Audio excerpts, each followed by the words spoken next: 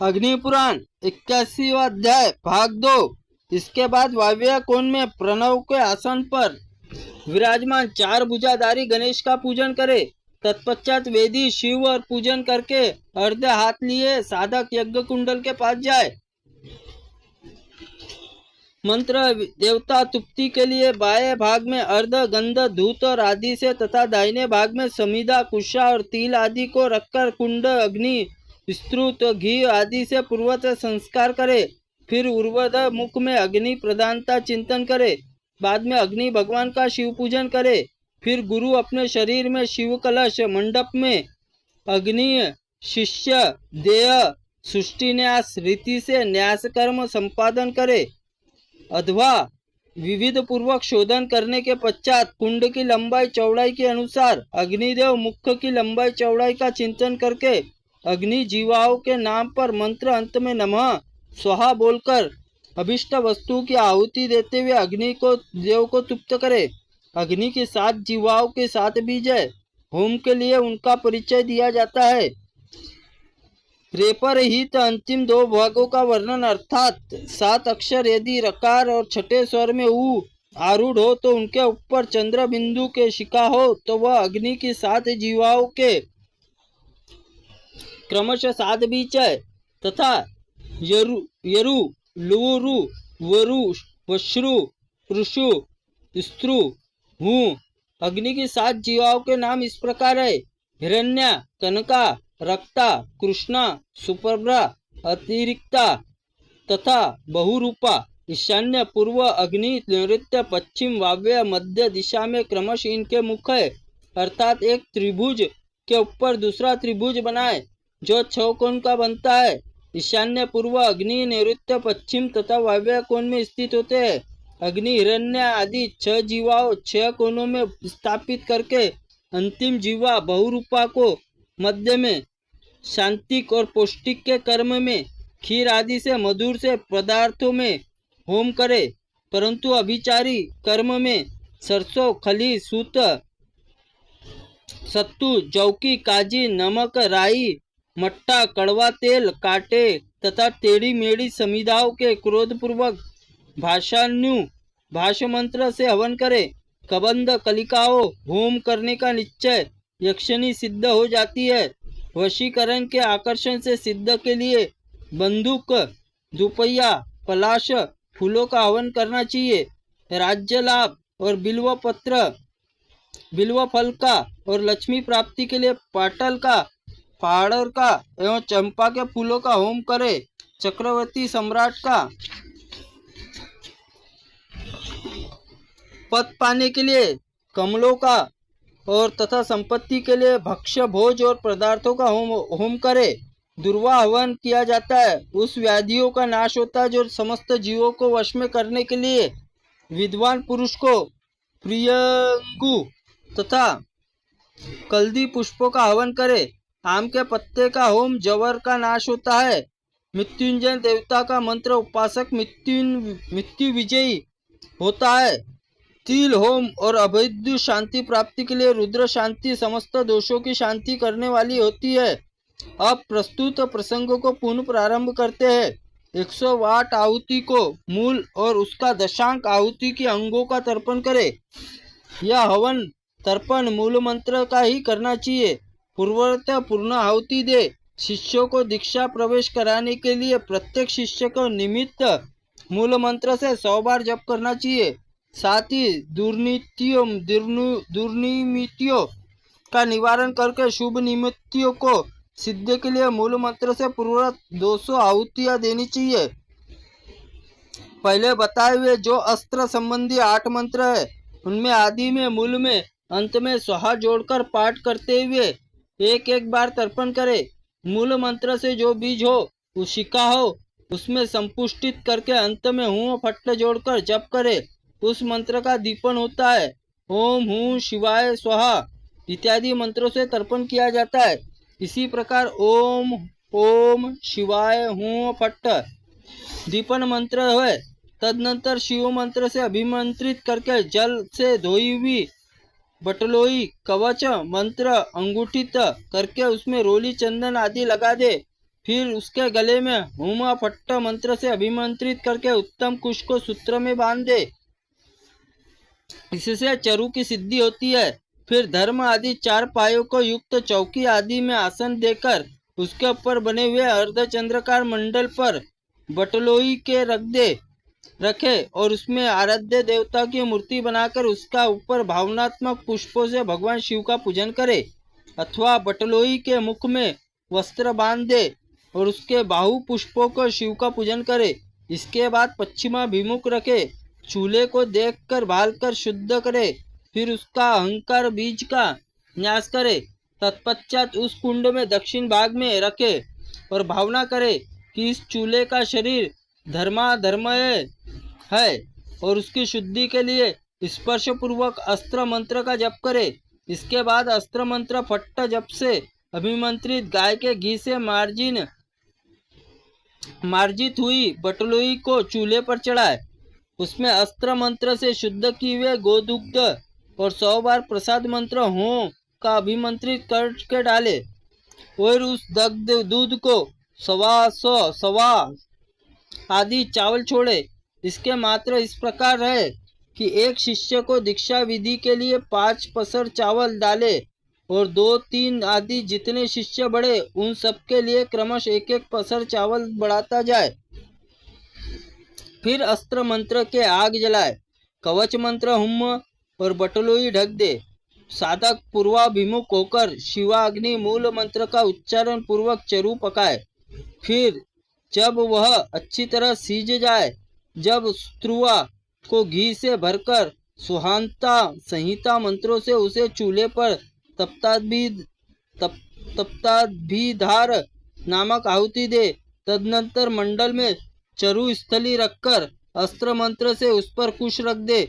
इसके बाद प्रणव से चूल्हे में उल्लेख और हृदय मंत्र से लेपन और पर्वत तप्ताभिभार स्थान सीताभिधार नामक आहुति दे। फिर इस तरह चूल्हा शीतल होता है और सीताभिधार आहुति विधि से यह संहिता मंत्रों का वष्ट पद जोड़कर द्वारा कुंड मंडप पे पश्चिम भाग में दर्भ आदि आसन पर प्रत्येक शिष्य को निमित्त 1-1 आहुति दे। फिर स्त्रुक द्वारा संपात होम करने के पश्चात संहिता मंत्र से शुद्धि करे। फिर अंत में वष्ट लगे हुए उस संहिता मंत्र को एक बार चरु लेकर धेनु मुद्रा द्वारा अमृतीकरण करे। फिर उसके बाद वेदी पर उसके द्वारा शांति होम करे। तत्पश्चात गुरु को अपने शिष्यों के लिए, अग्नि देवताओं के लिए, लोकपालों के लिए ध्रुत सहित नियत करे। फिर तीनों भाग समान घी से युक्त होते हुए इन सबके नमाम मंत्रों से नमः पद जोड़कर लगाकर उनके द्वारा उनका भाग अर्पित कर दे। फिर उस मंत्र से आचमीन निवेदित करे। तदनंतर मूल मंत्र से 108 आहुति देकर विविध पूर्णाहुति होम करे। इसके बाद मंडल में भीतर कुंड में पूर्व भाग में अथवा शिव एवं कुंड के मध्य भाग में हृदय मंत्र से रुद्र मातुगण आदि के लिए अंतर्बलीय अर्पित करे। इसके बाद शिव का आश्रय ले उनकी आज्ञा पाकर एक तत्व की भावना करते हुए इस प्रकार चिंतन करे, मैं सर्वतज्ञ आदि गुणों से समस्त अर्धवाओं कोई ऊपर विराजमान शिव हूँ। यज्ञ स्थान द्वारा मेरा अंश है, मैं यज्ञ का अधिष्ठान हूँ और अहंकार शिव को अपने एकात्म बोध पूर्वक गुरु यज्ञ मंडप से बाहर निकाले। फिर अस्त्र मंत्र फट्ट द्वारा निर्मित मंडल के पूर्वार्ध उत्तम कुश को बिछाकर उस पर प्रणवमय आसन की भावना करे। उसके ऊपर स्नान करते हुए शिष्य बिठाए और शिष्य को श्वेत वस्त्र श्वेत उत्तरीय धारण करना चाहिए। मुक्ति की इच्छा हो तो उसमें मुख उत्तर की ओर होना चाहिए। यदि भोग के अभिलाषा हो तो पूर्वाभिमुख बैठना चाहिए। शिष्य शरीर घुटनों के ऊपर का ही भाग प्रवणासन स्थित रहना चाहिए, नीचे का भाग नहीं। इस प्रकार बैठे हुए शिष्य को गुरु पूर्वाभिमुख होकर बैठे। मोक्ष रूपी प्रयोजन सिद्धि के लिए शिष्य पैरों से लेकर शिखा तक अंगों का क्रमशः निरीक्षण करना चाहिए। यदि भोग रूपी प्रयोजन सिद्ध अभिष्ट हो तो उसके विपरीत क्रम से शिष्य के अंगों का दृष्टिपात करना उचित है, अर्थात उसके दशा में शिखा से पैरों तक के अंगों में क्रमशः निरीक्षण करना चाहिए।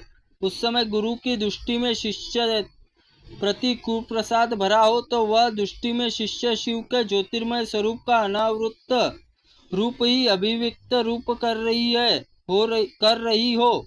इस प्रकार अस्त्र मंत्र अभिमंत्रित जल और शिष्य का प्रोक्षण करके मंत्राबुक स्नान कार्य संपन्न करे। प्रोक्षण मंत्र से यह स्नान संपन्न हो जाता है। तदनंतर विघ्नों की शांति के लिए, पापों के नाश के लिए भस्म करवाए। इसकी विधि अस्त्र मंत्र द्वारा अभिमंत्रित भस्म लेकर उसके द्वारा शिष्य को सृष्टि संहार योग ताड़ित करे, अर्थात ऊपर नीचे नीचे ऊपर अनुलोम विलोम क्रम से ऊपर की भस्म छिड़के। सकलीकरण के लिए पूर्वत अस्त्र जल और शिष्य प्रोक्षण करके उसके नाभि के ऊपर भाग में अस्त्र मंत्र का उच्चारण करते हुए कुशाग्र मार्जन करे। हृदय मंत्र का उच्चारण करके पापों का नाश के लिए पूर्वोक्त कुशों का मूल भाग नाभि से नीचे के अंगों को स्पर्श करे। साथ ही समस्त पाशों के दो टूक करने के लिए अस्त्र मंत्र कुशों में यथोक्त रूप से मार्जन स्पर्श करे। तत्पश्चात शिष्य शरीर में आसन सहित सांग शिव न्यास करे। न्यास के पश्चात शिव भावना पुष्प आदि द्वारा उसका पूजन करे। बाद में नेत्र मंत्र वष्ट और हृदय मंत्र शिष्य दोनों के नेत्रों में श्वेत और कोरदार अभिमंत्रित वस्त्र से पट्टी बांध दे। प्रदक्षिणा कर्म उसको शिव की दक्षिण पार्श्व भाग में ले जाए। वहाँ षड़तुत्य 6 अधवाओं के ऊपर उठा हुआ है अथवा उन 6 से उत्पन्न है। आसन देकर यथोचित रीति से शिष्य उस पर बिठाए। सहार मुद्रा शिव मूर्ति एक भूत और अपने आप को उस हृदय कमल में अवरुद्ध करके उसका काय शोधन करे। तत्पश्चात न्यास करके उसका पूजा करे। पूर्वाभिमुख शिष्य के मस्तक पर मूल मंत्र से शिव हस्त रखना चाहिए, जो रुद्र एवं ईश का पद प्रदान करने वाला। इसके बाद शिव मंत्र शिष्य के हाथ में शिव सेवा प्राप्ति उपाय स्वरूप पुष्प भेंट दे, फिर शिव पर भी चढ़ाए। तदनंतर गुरु उसके नेत्रों को बंधे हुए वस्त्र को हटाकर शिव देवगण अंका स्थान मंत्र नाम आदि का उद्भावना करे। फिर अपनी इच्छा से ही ब्राह्मणों के वर्णों का क्रमशः नामकरण करे। शिव कलश वरदानी को प्रणाम करवाकर अग्नि के समीप अपने दाहिने आसन पर पूर्वत उत्तराभिमुख शिष्य बैठाए। फिर भावना करे, शिष्य के शरीर में सुषुम्ना निकालकर मेरे शरीर में विलीन हो गई है। स्कंद के बाद मूल मंत्र से अभिमंत्रित दर्भ लेकर उसका अग्रभाग को तो शिष्य के दाहिने हाथ में रखे, मूल भाग को अपनी जंघा पर अथवा अग्रभाग को अपनी दाहिनी जंघा पर रखे। मूल भाग को शिष्य के दाहिने हाथ में शिव मंत्र द्वारा रेचक प्राणायाम क्रिया करते हुए शिष्य के हृदय में प्रवेश की भावना करके पुनः उसे मंत्र से पूरक प्राणायाम द्वारा अपने हृदय काश में लौट आने की भावना करे। फिर शिवाग्नि इसी नाड़ी संधान लेकर उसके संधानियों को हृदय मंत्र से आहुति दे। फिर शिव हस्त स्थिरता के लिए मूल मंत्र से 108 आहुतियां हवन करे। इस प्रकार करने से शिष्य समय दीक्षा संस्कार योग्य हो जाता है। इस प्रकार आग्नेय पुराण में समय दीक्षा योग्यता का आपादक विधान का वर्णन नामक 81वां अध्याय पूर्ण हुआ। त्रुटिपूर्ण वाक्य के लिए भगवंत आप हमें क्षमा करें। हम आपसे क्षमा प्रार्थनीय है।